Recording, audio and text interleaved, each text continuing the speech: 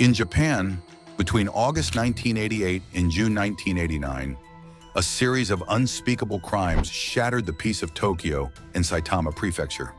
4 young girls, full of life and innocence, were snatched from their everyday world, their laughter silenced forever. Their fate was a nightmare made real, a descent into unimaginable terror at the hands of a man named Tsutomu Miyazaki. But how could one person inflict so much pain? What drove him to such depravity? Join us as we are going into the details of Japan's Otaku Killer. Tsutomu Miyazaki, a name synonymous with unspeakable horror in Japan, was a serial killer whose heinous crimes sent shockwaves through the nation. Born on August 21, 1962, and executed on June 17, 2008, Miyazaki's reign of terror spanned from August 1988 to June 1989, claiming the lives of 4 young girls in Tokyo and Saitama Prefecture. His victims, aged between 4 and 7, were abducted, murdered, dismembered, and subjected to unimaginable acts of necrophilia and cannibalism. Miyazaki's depravity extended to preserving body parts as trophies and relentlessly taunting the grieving families of his victims, adding another layer of cruelty to his already monstrous actions. His arrest in Hachioji in July 1989 marked the end of his killing spree. He was apprehended while attempting to take nude photographs of another young girl, a chilling reminder of his predatory nature. Although diagnosed with one or more personality disorders, a diagnosis that often raises complex questions about culpability, Miyazaki was deemed legally sane and fully aware of the gravity of his crimes and their devastating consequences. This determination of sanity led to his conviction and subsequent death sentence, which was carried out by hanging in 2008, bringing a measure of justice, albeit delayed, to the families shattered by his actions. Miyazaki's case became notorious not only for the brutality of his crimes, but also for the societal fallout that followed. Dubbed the Otaku Murderer by the media, Miyazaki's extensive collection of anime, manga, horror videotapes, hentai, and pornography became a focal point of public discourse. This association between Miyazaki's disturbing hobbies and his horrific crimes ignited a widespread moral panic against otaku culture in Japan. Similar to the satanic panic that gripped America, the Miyazaki case fueled anxieties about the perceived dangers of certain forms of media and their potential to corrupt vulnerable individuals. This moral panic unfairly stigmatized a subculture and led to a period of intense scrutiny and prejudice against those associated with otaku culture. He was born into a wealthy family in Itsukaichi, Tokyo. Miyazaki's early life was marked by both privilege and a profound sense of otherness. His father's family ran a regional newspaper company, holding a prominent position in the local community. However, Miyazaki's birth defect, radio ulnar synostosis, a rare condition that fused his hand joints and prevented him from bending his wrists, set him apart from his peers. This physical difference became a source of ostracism and bullying during his elementary school years, forcing him into a shell of isolation and withdrawal. His family dynamics also played a significant role in shaping his psychological landscape. With his parents preoccupied with their business, Miyazaki was primarily raised by his grandfather and an intellectually disabled nanny. While his family was influential in Itsukaichi, Miyazaki felt emotionally disconnected from them. He later confessed that his deepest desire was to be heard and understood, to have someone listen to his problems. However, he believed that his parents, more concerned with material success than emotional well-being, would have dismissed his struggles. This perceived lack of emotional support contributed to his growing sense of isolation and despair. Miyazaki's academic trajectory mirrored his social struggles. He attended the prestigious Meidai Nakano High School, associated with Meiji University, where he was initially a star student. However, his grades began to decline dramatically, shattering his aspirations of attending Meiji University and becoming an English teacher. Instead, he opted for a local junior college, pursuing studies to become a photography technician, a path far removed from his initial ambitions. In the mid-1980s, Miyazaki returned to his parents' home in Itsukaichi, sharing a room with his elder sister. Despite his family's influence, he showed no interest in taking over the family business. His internal struggles intensified, and he later expressed that his craving for emotional connection was unmet. He felt that his parents, focused on material matters, were incapable of understanding his emotional turmoil. He confided that he had even contemplated suicide during this period, a testament to the depth of his despair. He found solace only in his grandfather, with whom he shared a close bond, while feeling rejected by his two younger sisters. The death of his grandfather in May 1988 proved to be a pivotal event, plunging Miyazaki deeper into the abyss of depression and isolation. In a macabre attempt to hold on to a piece of his grandfather, Miyazaki ingested some of his ashes, a disturbing act that foreshadowed the horrific acts to come. Shortly after, he was discovered by one of his sisters while watching her shower, and his subsequent attack on her, followed by an assault on his mother when she confronted him about his behavior, revealed the extent of his escalating violence in psychological breakdown. Between August 1988 and June 1989, Tsutomu Miyazaki committed a series of unspeakable acts, forever etching his name in the annals of criminal history. He brutally murdered 4 young girls, aged between 4 and 7, and desecrated their bodies in ways that defy comprehension. His crimes, initially known as the Little Girl Murders and later as the Tokyo Saitama serial kidnapping murders of little girls, sent shockwaves through Saitama Prefecture, a region previously unaccustomed to such horrific violence against children. The sheer brutality of his actions, coupled with the tender ages of his victims, made these crimes particularly disturbing and unsettling. Miyazaki's reign of terror began on August 22, 1988, just one day after his 26th birthday. His first victim was 4-year-old Mari Kono, who vanished while playing at a friend's house. Miyazaki, preying on her innocence, lured Kano into his black Nissan Langley. He drove her westward from Tokyo, eventually parking the car under a bridge in a secluded wooded area. There, in the confines of his car, he sat with Kano for half an hour before committing the ultimate act of violence, murdering her and then sexually molesting her corpse. His depravity didn't end there. He disposed of her body in the hills near his home, taking her clothes with him as a macabre trophy. He then allowed her body to decompose before returning to the site to remove her hands and feet, which he kept hidden in his closet. Miyazaki's actions took an even more sinister turn when he burned Kano's remaining bones in his furnace, meticulously grinding them into powder. In a chilling act of calculated cruelty, he sent the powdered remains to her family in a box, along with several of her teeth, photos of her clothes, and a postcard bearing a taunting message: Mari, bones, cremated, investigate, prove. The postcard, with its cold and calculated wording, revealed the utter lack of remorse that characterized Miyazaki's actions. The discovery of Kano's hands and feet in Miyazaki's closet after his arrest served as a grim reminder of the extent of his depravity. On October 3, 1988, Miyazaki claimed his second victim, 7-year-old Masami Yoshizawa. He abducted her after spotting her while driving along a rural road. Offering her a ride, a seemingly innocuous gesture, he gained her trust and led her to the same secluded spot where he had murdered Kano. There, he repeated his horrific pattern, killing Yoshizawa and engaging in sexual acts with her lifeless body. He then took her clothes, adding to his collection of morbid souvenirs. 2 months later, on December 12, 1988, 4-year-old Erika Namba became his third victim. He abducted her as she was walking home from a friend's house, forcing her into his car and driving her to a parking lot in Naguri.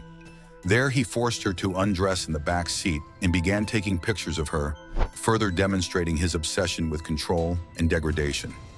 He then murdered Namba, bound her hands and feet behind her back, covered her with a bedsheet, and placed her body in the trunk of his car. He disposed of her clothes in a wooded area and left her body in the adjoining parking lot, where it was discovered 3 days later. The cruelty of his actions was further amplified by the postcard he sent to Namba's family on December 20th, 1988. The message, assembled from words cut out of magazines, was chilling in its brevity and callousness. Erika, cold, cough, throat, rest, death.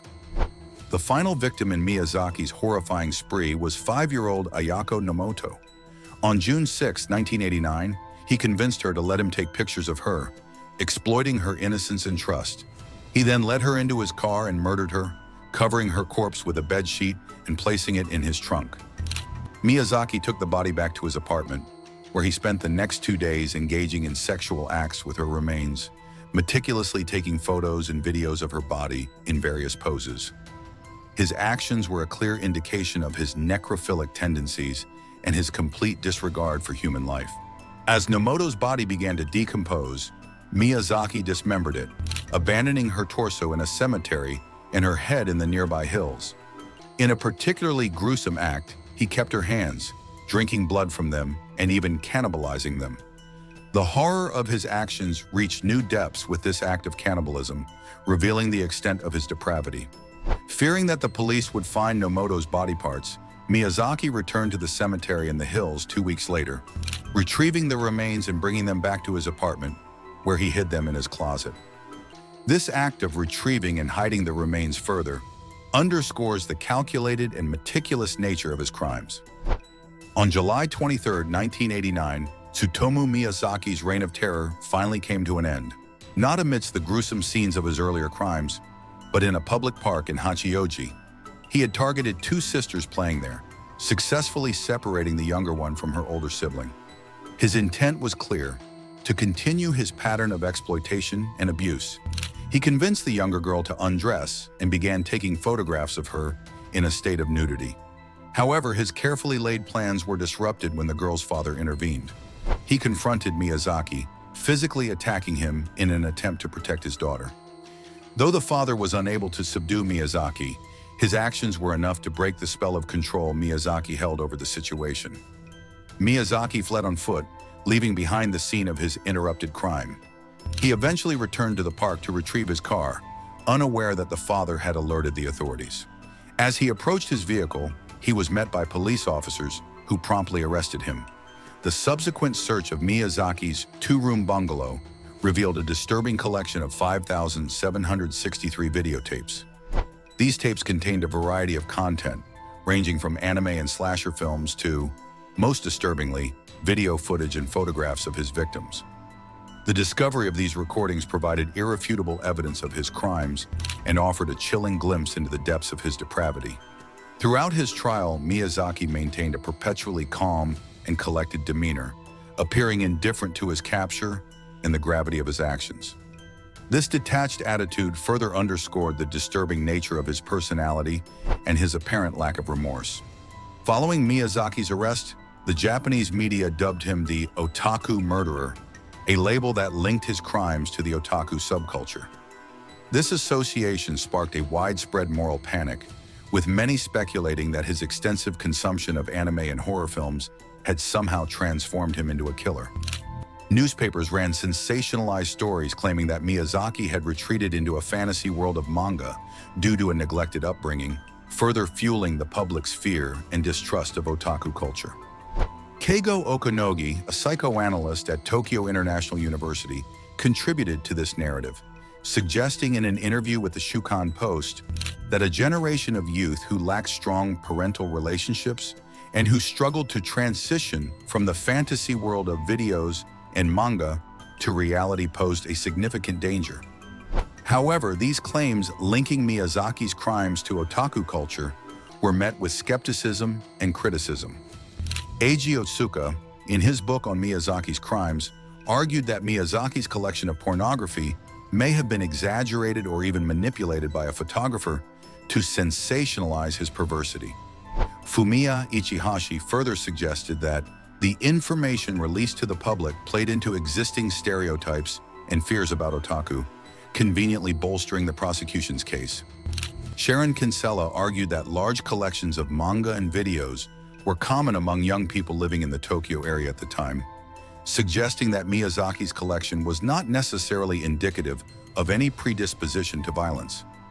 These counter-arguments challenged the simplistic narrative that blamed otaku culture for Miyazaki's actions, highlighting the complexities of the case and the dangers of scapegoating an entire subculture. While Miyazaki's crimes were undeniably horrific, attributing them solely to his interest in anime and manga oversimplified a complex issue and fueled a wave of unwarranted prejudice against otaku. Miyazaki's trial, which began on March 30th, 1990, became a stage for his bizarre and often nonsensical pronouncements. Throughout the proceedings, he exhibited erratic behavior, frequently resorting to incoherent ramblings. In a disturbing attempt to deflect responsibility for his heinous actions, he introduced the concept of Rat Man, an alter ego whom he claimed had coerced him into committing the murders. This fantastical figure became a central element in his defense strategy, as he sought to portray himself as a mere puppet of this imagined entity. Adding to the surreal nature of the trial, Miyazaki spent a considerable amount of time sketching Ratman in cartoon form, further blurring the lines between reality and his distorted perception of it. His courtroom antics and claims of external influence raised serious questions about his mental state and his capacity to understand the gravity of his crimes. The trial, which spanned 7 long years, primarily focused on determining Miyazaki's mental state at the time of the murders. This was a crucial aspect of the legal proceedings, as Japanese law recognizes the principle that individuals of unsound mind are not subject to criminal punishment. Furthermore, those with cognitive disabilities are entitled to reduced sentences, acknowledging their diminished capacity for understanding and controlling their actions. To assess Miyazaki's mental competency, the court appointed 3 separate teams of expert psychiatrists. Each team conducted thorough evaluations of Miyazaki, and their findings varied significantly, adding complexity to the already challenging case. One team concluded that Miyazaki suffered from a cognitive disability, suggesting a potential impairment in his intellectual functioning. Another team diagnosed him with either schizophrenia or dissociative personality disorder, also known as multiple personality disorder, indicating a possible fragmentation of his personality and a disconnect from reality. The third team of psychiatrists, while acknowledging that Miyazaki clearly exhibited at least one personality disorder, ultimately determined that he was still capable of understanding the nature of his crimes and the consequences of his actions. This finding suggested that despite his mental abnormalities, he retained a degree of awareness and responsibility for his behavior. The conflicting psychiatric evaluations presented a significant challenge for the court. The Tokyo District Court, after carefully considering the expert opinions and the evidence presented, ultimately judged Miyazaki to be aware of the magnitude and consequences of his crimes. The court concluded that despite his mental disorders, he possessed the cognitive capacity to understand the nature of his actions and to be held accountable for them. On April 14, 1997, the Tokyo District Court delivered its verdict, sentencing Miyazaki to death for his horrific crimes. This decision reflected the court's determination that Miyazaki, despite his mental complexities, was ultimately responsible for the brutal murders he had committed. Miyazaki's legal battles did not end with the initial sentencing. He appealed the death sentence, taking his case to the Tokyo High Court. On June 28, 2001, the Tokyo High Court upheld the lower court's decision, reaffirming the death sentence. Miyazaki then pursued a final appeal to the Supreme Court of Justice, the highest court in Japan.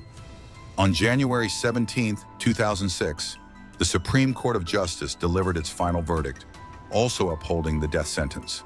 This decision marked the end of Miyazaki's legal challenges, solidifying his fate. Throughout the legal proceedings, Miyazaki's behavior and statements continued to disturb and confound those involved in the case. He described his serial murders as an act of benevolence, a chilling statement that revealed his complete lack of empathy and his deeply warped perception of reality. His disturbing pronouncements extended beyond his own case.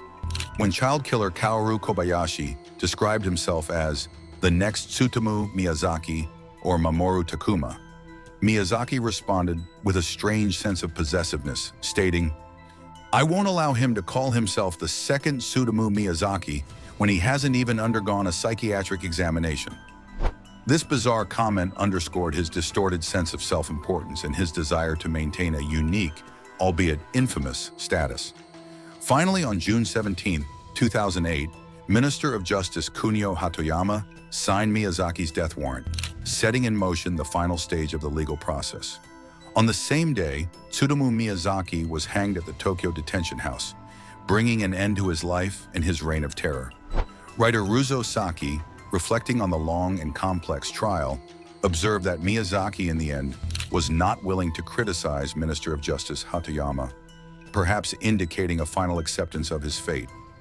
The victims of Tsutomu Miyazaki's horrific crimes were Mari Kono, age 4, Masami Yoshizawa, age 7, Erika Namba, age 4, and Ayako Nomoto, age 5. Their lives were tragically cut short by the monstrous actions of a deeply disturbed individual. Their memory serves as a somber reminder of the devastating consequences of violence against children and the importance of addressing mental health issues to prevent such tragedies from occurring again.